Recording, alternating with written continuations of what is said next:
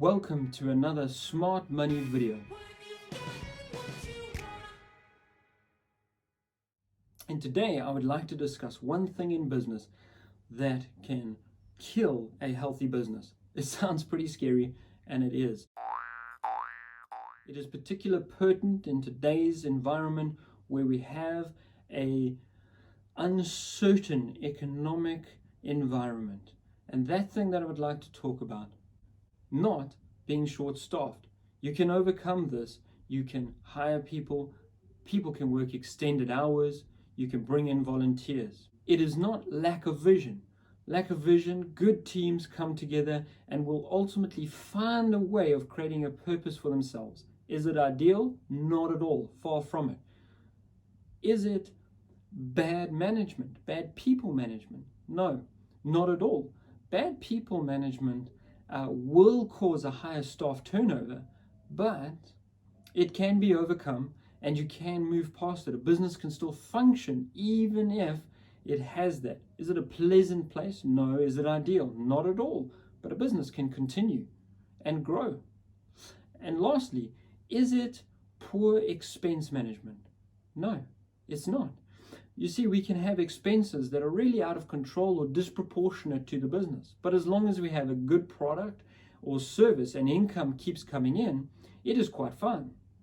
So what is the problem that I'm talking about if it's not managing people or the expenses? If it is not the vision or being short-staffed? What I am going to share today about is cash flow. Cash flow is the one thing that can kill a healthy business. You might have your orders growing, the popularity of your product increasing, and you might be right-sizing your expenses along with it. But have some delays in payments, and you will find that your business is in trouble. This is why having a cash flow plan is so important. And in an uncertain economic environment, the amount that you revisit your cash flow plan and adjust it needs to increase. So the frequency of doing the exercise must increase. I would like to share a few tips that have helped me over the years in managing cash flow in various different businesses and circumstances. The first one is to create a physical plan. I know that sounds silly because we're talking about a cash flow plan, but many people tend to do a back of the matchbox cash flow plan for their business, and this just isn't good enough. You really need to write down all the numbers, such as the next 18 months, all the money you expect to have in, and all the money you expect to go out. If you have an increase in sales, remember to account for the increase in production or service costs associated with those sales. If you are unsure of the income and the ins and outs of the money, what you can do is create a historic ratio. So take the amount of money that came in last month and divide it by the amount of money that went out. That creates a ratio of cash in to cash out. Do that over several months and you should start to see a pattern or find an average which you can work with. So the first thing is to ensure you have that accurate cash flow plan of money coming in and money going out.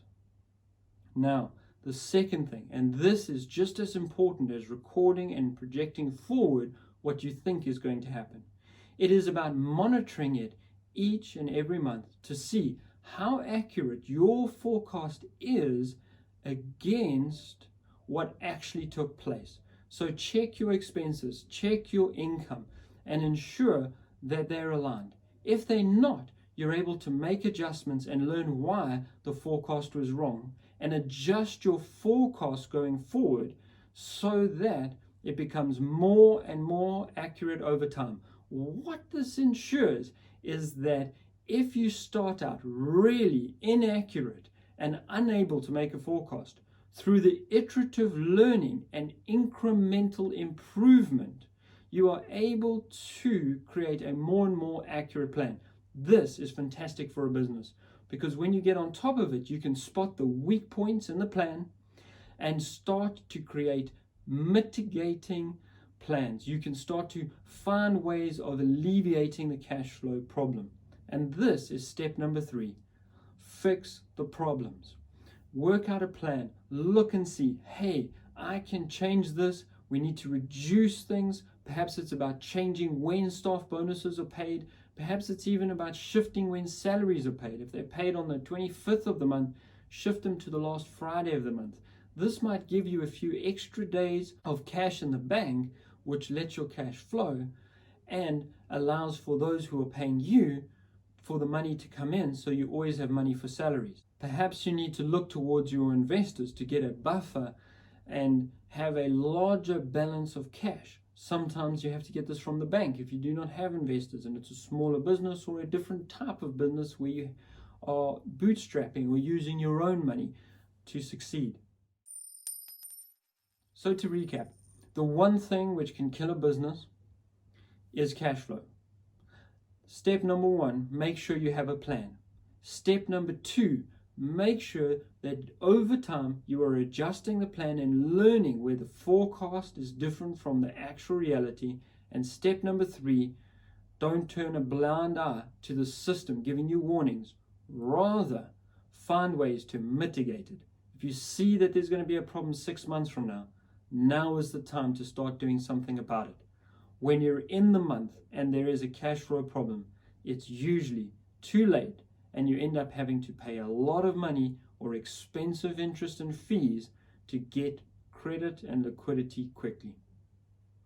I hope that today's video has been helpful and that you found it useful. Please remember to like if you enjoy it, subscribe, and share this with others who you think it would be useful for. Thank you for watching.